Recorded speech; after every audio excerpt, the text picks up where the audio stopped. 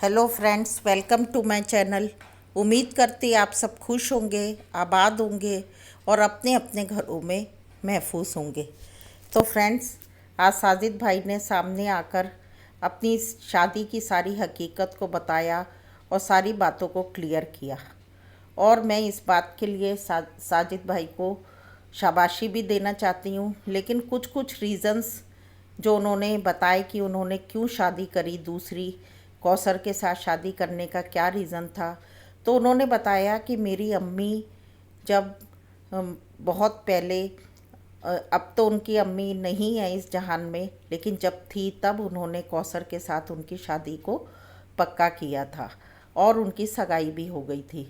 लेकिन उसके बाद कौसर के घर वालों की तरफ से जो भी अरेंजमेंट नहीं हो पाया या वो शादी नहीं करना चाहते थे उस वक्त में, तो उन्होंने मना कर दिया और उस वजह से फिर सितारा के साथ साजिद भाई की शादी हुई। तो जब सितारा के साथ साजिद भाई की शादी हुई तो वो भी उनकी अम्मी शादी को करके गई थी, उनके निकाह को। लेकिन ये बात कोई इस बात का वैलिड रीज़न नहीं है कि अम्मी शादी पक्की करके गई थी, इस वजह से उनको दूसरी शादी करनी पड़ी। जब लड़के या लड़की की शादी की बात चलती है तो दो तीन जगह शादी की बात होती है, रिश्ते आते और जाते हैं। और कुछ जगह कई बार ऐसा भी होता है कि शादी पक्की हो जाती है या सगाई भी हो जाती है, लेकिन उसके बाद भी वो रिश्ते नहीं बन पाते और कुछ कन्फ्यूज़न्स की वजह से वो रिश्ते टूट जाते हैं। तो इसका मतलब ये नहीं होता कि दूसरी शादी जब आपकी हो गई उसके 12, 13, 14 साल के बाद जाकर आपकी जहाँ जहाँ शादी टूटी थी आप वहाँ जाके दोबारा कर लें। हमारे इंडिया में तो ऐसा नहीं होता है। एक बार जो शादी हो गई तो हो गई। ऐसा नहीं है कि जहाँ पहले शादी चली थी, सगाई हुई थी, वो टूट गई तो दोबारा से उस निकाह को फिर से एडॉप्ट किया जाए, अपना लिया जाए। हो सकता है कि आपके इस्लाम में ऐसा कॉन्सेप्ट हो और इस्लाम इस बात के लिए इजाज़त देता हो, तो मुझे नहीं मालूम है, लेकिन हमारे यहाँ ऐसा नहीं होता। लेकिन फिर भी मुझे इतना मालूम है कि इस्लाम में भी इस बात के लिए कोई ज़ोर नहीं दिया गया कि आपको उसी जगह पे दोबारा जाके शादी करना लाजमी है। ये इंसान के खुद के फ़ैसले पर छोड़ा गया है। और सबसे बड़ी बात कि आपने अम्मी, साजिद भाई, आपने अम्मी की बात के लिए नहीं, अपनी हसरतों को, अपनी ख्वाहिशों को पूरा करने के लिए दूसरी शादी करी। और आप कह रहे कि मदनी को भड़का दिया गया, मेरे बड़े भाइयों ने भड़का दिया है और इस वजह से वो सब बातें कह रहा है। मदनी ने कुछ भी ऐसा नहीं कहा। उसने अपने पूरे वीडियो में, आप कह रहे मैंने पूरा वीडियो भी नहीं सुना, उसने अपने पूरे वीडियो में बार बार यही कहा है कि आप मेरे मेरे अम्मी और मेरे अब्बू के बारे में कुछ ना कहें। और ये बात उसने अपने व्यूवर्स से कही है जो उसको कमेंट करते हैं, बुरा बुरा नेगेटिव कमेंट करके उसके पेरेंट्स को ब्लेम करते हैं, उन पे इल्ज़ाम लगाते हैं।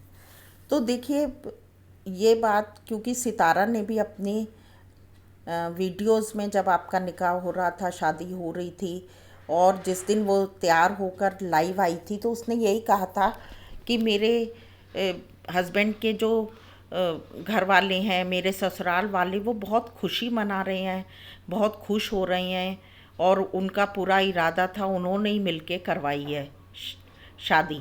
लेकिन अभी साजिद भाई ने ये सारी बातों को क्लियर किया कि मैंने अपनी मर्ज़ी से और मैंने ही चुपचाप बिना किसी को बताए करी।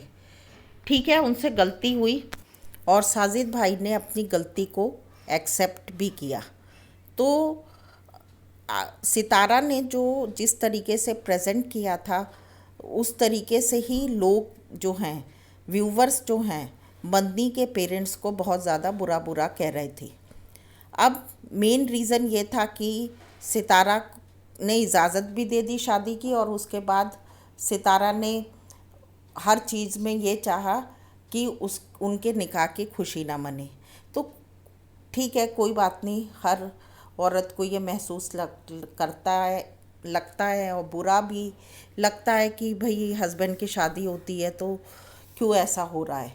लेकिन कौसर की पहली शादी थी और उनके हस्बैंड की भले साजिद भाई की दूसरी शादी थी, लेकिन कौसर की पहली शादी थी, इसलिए उसके पेरेंट्स भी अपनी बेटी के निकाह को बहुत धूमधाम से अच्छे से करना चाहते थे।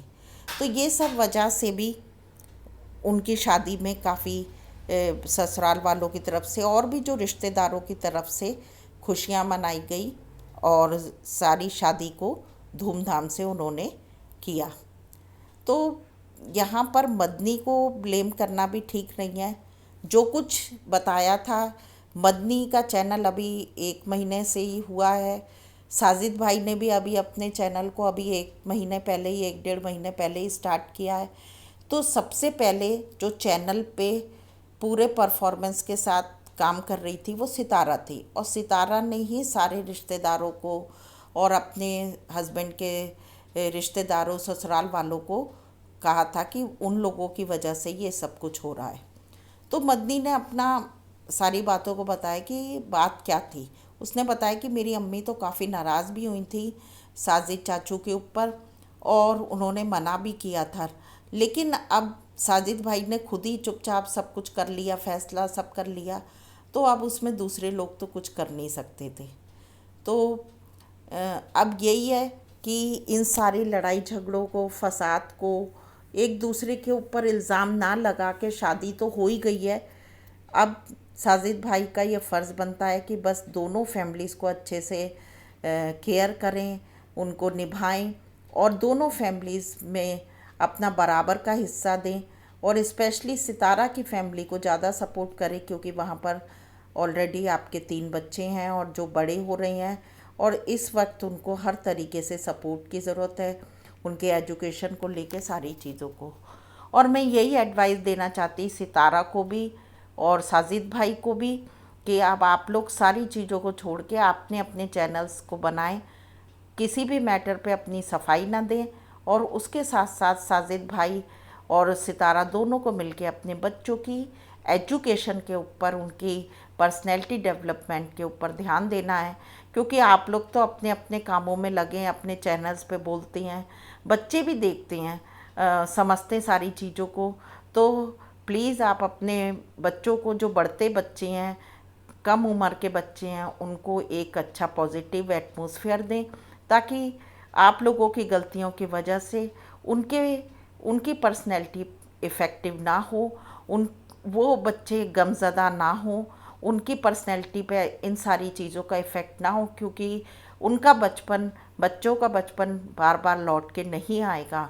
आप लोग कुछ चीज़ों में सब्र कर लें, समझदारी से काम लें, जो भी गलतियां की हैं उनके लिए तसल्ली से बैठ के एक दूसरे के साथ बात करें, और अपने सारे कामों को सोच समझ के कैसे करना है, क्या करना है, तसल्ली से सारी चीज़ों का डिसीज़न लें, और ईमानदारी के साथ बच्चों के लिए जो बेहतर हो अब उस तरफ सोचने की कोशिश करें। ओके फ्रेंड्स, मिलते नेक्स्ट वीडियो में। Till then bye bye. अपना और अपनों का ध्यान रखें, हमेशा खुश रहें, और अपनी ज़िंदगी के फ़ैसलों को सोच समझ के समझदारी से लें, ताकि आपके लिए भी कोई मुश्किलात ना हो, और उससे ज़्यादा आपके बच्चों के लिए कोई परेशानी खड़ी ना हो। आपकी ज़िंदगी की वजह से आपके बच्चों की ज़िंदगी मुश्किल ना हो, और क्योंकि हमें अपने आने वाले फ्यूचर में अपने जनरेशन को, जो आने वाली जनरेशन हो, उसको अच्छा बनाना है और उनके आगे बढ़ने में मदद करनी है। Bye bye.